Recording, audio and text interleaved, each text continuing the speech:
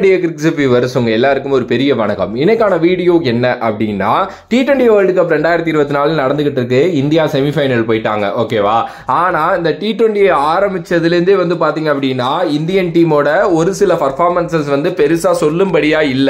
அதுல குறிப்பா வந்து பாத்தீங்க அப்படின்னா நம்மளோட Ravindra Jadeja last year T20 world cup வந்து விளையாடலன்னு நினைக்கிறேன் அவரோட இன்ஜுரினால. ஸோ அவர் வந்து பாத்தீங்க அப்படின்னா ஒரு பெரிய அக்கேஷனல்ல இப்பதான் ரொம்ப வருஷம் கழிச்சு விளையாண்டுட்டு இருக்காரு, ஓகே.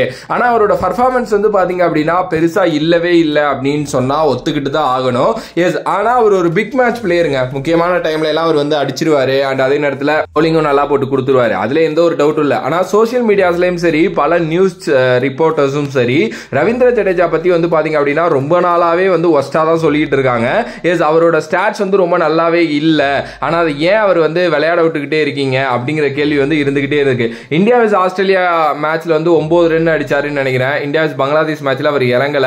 ஆப்கானிஸ்தான் கூட 7 ரன் அடிச்சாரு. பாகிஸ்தானோட வந்து பாத்தீங்க அப்படின்னா ஐ திங்க் 0லே அவுட் ஆனாருன்னு நினைக்கிறேன். அதுக்கு முன்னாடி இந்தியா விஸ் பங்களாதேஷ் ஒரு மேட்ச் முன்னாடி நடந்தது, இந்த வேர்ல்டு கப்ல. அதுக்கு முன்னாடி அதுல ஒரு 4 ரன். எஸ், அவரோட அதிகபட்ச ஸ்கோர் கடைசி ஒரு 1.5 இயர்ஸ்ல வந்து பாத்தீங்க அப்படின்னா சிஎஸ்கே விஸ் ஆர்சிபி விளையாண்டப்போ அந்த 42 ரன் தாங்க. மற்றபடி வந்து பாத்தீங்க அப்படின்னா ஒழுங்காவே அவர் வந்து விளையாடல அப்படின்னு வந்து சொல்லலாம். அட் த சேம் டைம் பவுலிங்லயும் வந்து பாத்தீங்க அப்படின்னா வர ஜடேஜா கொஞ்சம் மோசமா தான் போயிட்டு இருக்காரு அப்படின்னு சொல்லலாம். அதுல எந்த ஒரு டவுட்டும் கிடையாது.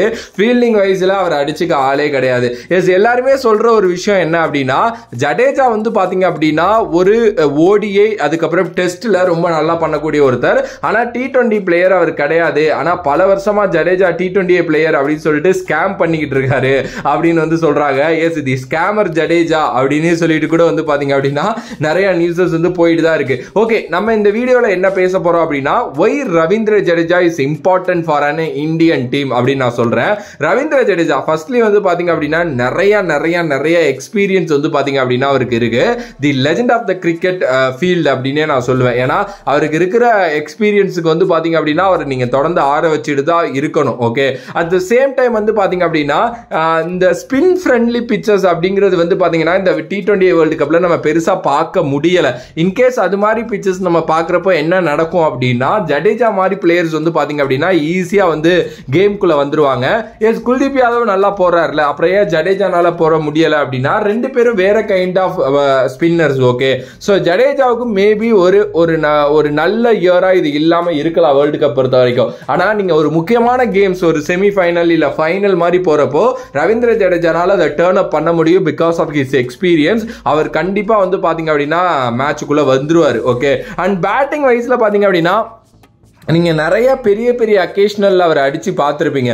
குறிப்பா வந்து இந்த சிஎஸ்கே ஆர்சிபி மேட்ச் இப்ப நடந்துச்சுல, அதுல ரொம்ப ஜெயிச்சே ஆகணுங்கிற ஒரு சுச்சுவேஷன்ல அவர் மட்டும் ஸ்டாண்ட் அவுட் பண்ணாரு. 2019 செமிஃபைனல், அது நம்ம யாருனாலையும் மறக்க முடியாது. அது வந்து பாத்தீங்க அப்படின்னா நல்லா அடிச்சாரு.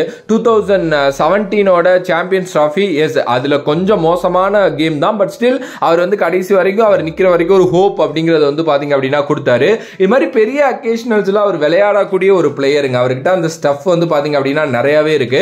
அட் த சேம் டைம் வந்து பாத்தீங்க அப்படின்னா ரவீந்திர ஜடேஜாவோட பொட்டன்ஷியலை நம்ம குறைச்சி எடை போடவே முடியாது. பிகாஸ் அவர்னால வந்து பாத்தீங்கன்னா டக்குன்னு கேமை திருப்பி எடுத்துட்டு போக முடியும். இப்போ ஒரு 10 பாலுக்கு ஒரு 20 ரன் வேணும், ரவீந்திர ஜடேஜா ஸ்ட்ரைக்ல இருக்காரு அப்படின்னா அவரால் அது முடியும். இல்ல ஒரு 10 பாலுக்கு 30 ரன் வேணும் அப்படின்னாலும் ரவீந்திர ஜடேஜானால அடிக்க முடியும்.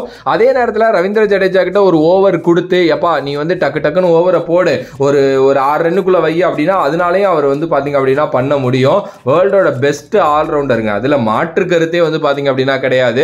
ஆனா அவர் ஏன் எடுக்கிறீங்க, அவர் ஸ்கேம் பண்ணிட்டு இருக்காரு இப்படிலாம் நம்ம சொல்லவே முடியாது. இப்போ நீங்க அவரை எடுத்துட்டீங்கன்னா அந்த பொசிஷன்ல வேற யாரை ஆட வைப்பீங்க? அக்ஷர் பட்டேல் இருக்காரு. இப்ப நிறைய பேர் என்ன சொல்றாங்கன்னா ஜடேஜா விட அக்ஷர் பட்டேல் நல்ல பேட்ஸ்மேன் அப்படின்லாம் சொல்றாங்க. அக்ஷர் பட்டேல் ஓகேங்க, நல்ல பேட்ஸ்மேன் தான், நான் இல்லைன்னா சொல்ல. ரொம்ப நாள் கஷ்டப்பட்டு அவரும் இந்தியன் டீம்ல ஒரு நிலையான இடமே இப்பதான் கிடைக்குது, நான் இல்லைன்னா சொல்லல.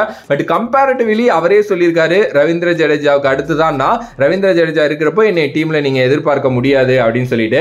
பட் என்னைய பொறுத்த வரைக்கும் ரவீந்திர ஜடேஜா இஸ் நம்மளோட வெப்பன் அப்படின்னு தான் நான் சொல்லுவேன். நீங்க பாருங்க இந்த செமி அண்ட் ஃபைனல்ல ரோஹித் சர்மா அவர் எப்படி யூஸ் பண்ண போறாரு அப்படிங்கறத மட்டும். எஸ், ரவீந்திர ஜடேஜாவை இப்ப ரீசெண்ட் டைம்ஸ்ல நிறைய பேர் வந்து பல வேற காரணங்கள்னாலும் வந்து பாத்தீங்க அப்படின்னா சோசியல் மீடியாஸ்ல கலாய்ச்சிட்டு இருக்காங்க, லைக் பாலிடிக்ஸ் வைஸாவும். பட் அதெல்லாம் நம்ம பத்தி பேசுறது இல்ல. பிளேயரா Jaddu is a very good player, அதுல எந்த ஒரு டவுட்டும் இல்ல. சோ மேபி உங்களுக்கு மாற்று கருத்துக்கள் இருந்துச்சு அப்படின்னா மறக்காம கமெண்ட் பாக்ஸ்ல கமெண்ட் பண்ணுங்க. இந்த வீடியோ உங்களுக்கு பிடிச்சிருந்தா like, share and subscribe to நம்மளோட கிரிக்ஸிப் சேனல்.